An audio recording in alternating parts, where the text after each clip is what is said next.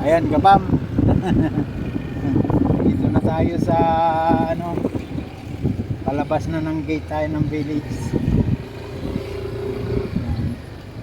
Malapit na tayo ron sa gumagawa ng kariton.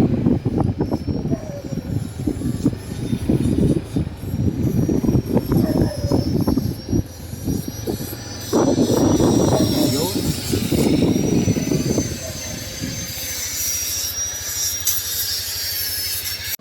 Malapit na matapos. Ito na yung ano, yung pinuna nila na ano, panglatag yung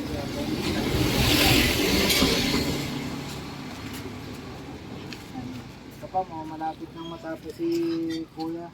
Nagbablog. Pero may ito tayo paro. Oh, ito na. Pero may tape. Nakakabit na ang dalawang ano, ang mga gulong. Tapos ano, ini-full weld na lang para mas matibay ang pagkakagawa niyan. Yan. Tapos ang mamaya, lalagyan na lang nila ng dingding yan.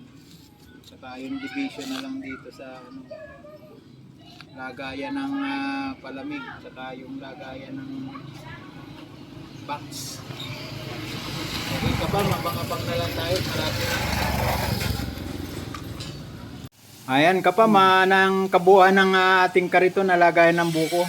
Yan, solid na yan, concrete na yan. Kaya maganda yan. Yan ang ating pangkuha ng buko ngayon, kariton.